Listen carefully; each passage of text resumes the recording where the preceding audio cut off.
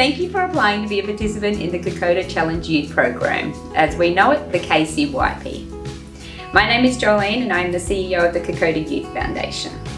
This video is an information sharing session to enable you and your family to learn a little bit more about the commitment and expectations of being involved in the KCYP. First of all, I'm going to start with sharing a little bit of information about the Kokoda Youth Foundation. We are a charity that's been operating since 2004 in southeast Queensland, and for a little while we were down in Melbourne as well. We offer essentially life-changing youth programs for young people from 12 to 18 years of age. We have several youth programs that we offer at the moment, including our school-based On the Right Track program or our short digital detox camps. However, the program that you have applied for is our flagship program, the KCYP. The program is designed to help young people reach and understand their full potential. The program involves hiking, meeting new friends, undertaking peak experiences including the 96 kilometre Kokoda Challenge and our peak experience overseas, as well as community service that allows the opportunity to give back to our local community. All the programs we offer at the Kokoda Youth Foundation are free of charge. We will never ask you or your family to make a financial contribution for being involved. We are able to do this due to the Kokoda Challenge events that we host each year, enabling us to be self-funded. These events happen on the Gold Coast, Brisbane, Sunshine Coast, and more recently in Lake Macquarie, and enable members of the public to get together and attempt to hike 18, 30, 48 or 96 kilometres in an attempt to raise funds to provide our youth programs. Woven through all we do at the Kokoda Youth Foundation is the legacy of the Kokoda campaign in World War II.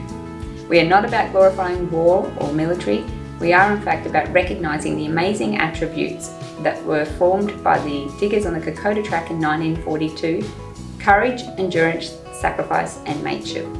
It is their story and what they were able to achieve under the adversity and the might of the Japanese Imperial Force that we use as an inspiration to help young people realise what they're capable of and what they can achieve when we all look out for one another, have each other's back and have the courage to stand up for what we believe in. I'm now going to hand over to Stacey, our Youth Services Manager, who is going to give you more details on what the commitment to the program will be for you and your family.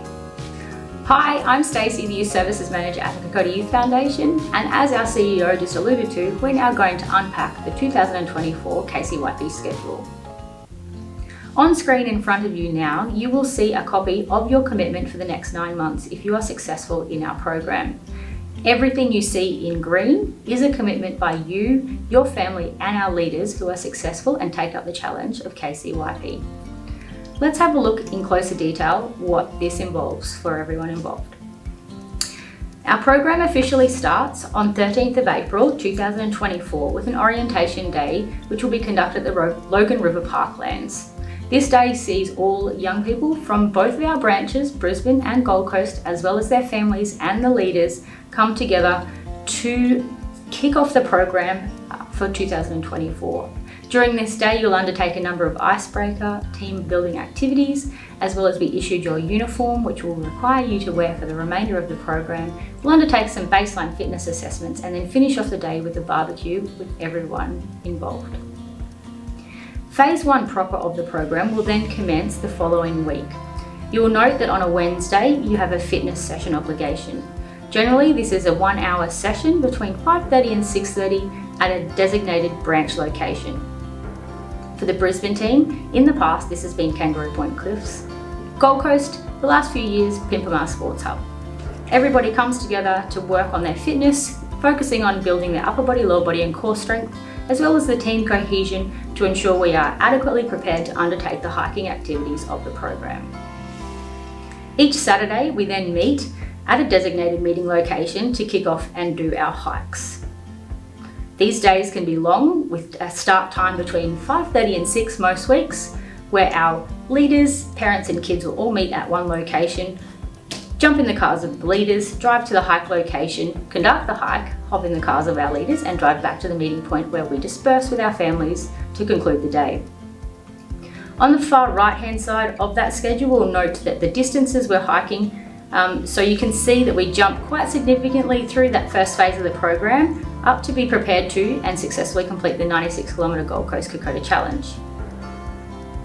To start with, you may think that 10 to 12k to start off with is quite easy, and we should be done in a few hours. However, as we have a new group of people coming together, 12 young people and 4 leaders, this can still take some time as we get to familiar with each other and get to learn and practice the hike structure we use at the Kokoda Youth Foundation. On the schedule, you'll also note that we have a 2-night, 3-day camp. This camp is conducted at our Camp Kokoda facility. So we head out, we are camping under the stars in tents, cooking over campfires, and undertaking a range of outdoor education activities that we call challenge by choice activities, such as flying fox, abseiling, canoeing. This enables us to come together as a team and move forward into the program as a solid unit.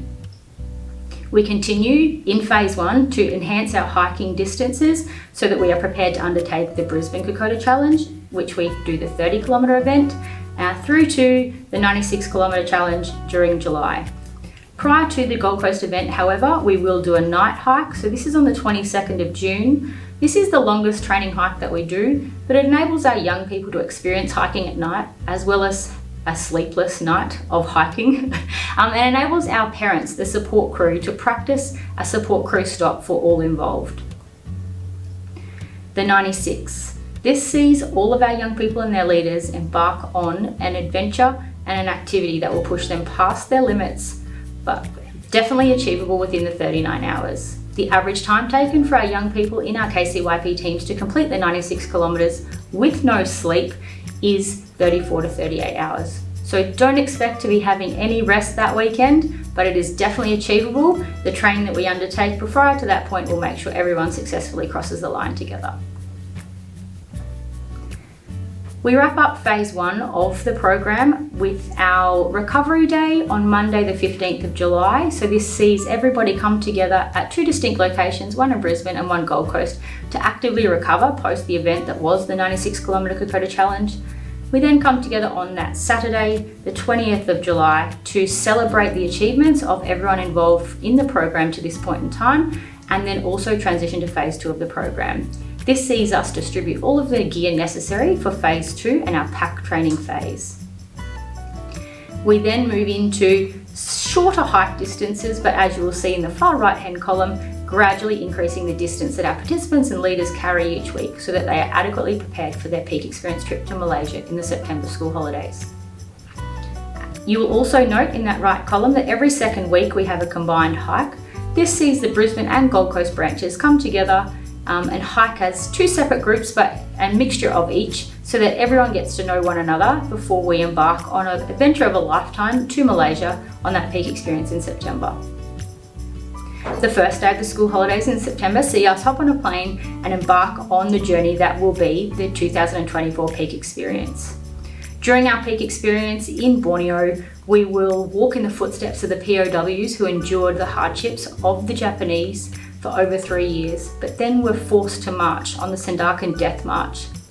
Sadly, only 6 of the over 2,500 soldiers who were forced to endure these conditions survived. So this is an exceptionally powerful experience for all involved. In addition to walking in the footsteps of our heroic soldiers, we also engage in a number of cultural immersion activities, which include visiting an orangutan rehabilitation facility and whitewater rafting. The young people we see step on a plane at the start of these school holidays to the ones that we see come home at the end of this peak experience are truly well travelled and have realised so much about themselves and have a greater awareness and understanding of the soldiers who have gone before them, but also what the world entails. So the following weekend, we come together as a Kokoda family for a presentation day on the 6th of October at the Logan River Parklands again. This provides us an opportunity to reflect on the experience that was our peak experience trip to Malaysia, but also transition to the community service phase of the program.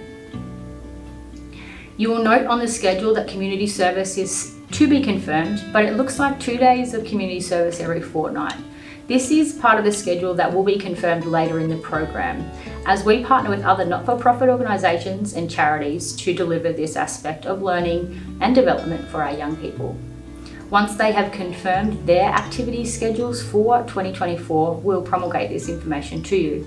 However, what we aim for is one weekend day, roughly every fortnight. So either a Saturday or a Sunday, roughly every fortnight, for our young people to commit to and give back to other organisations.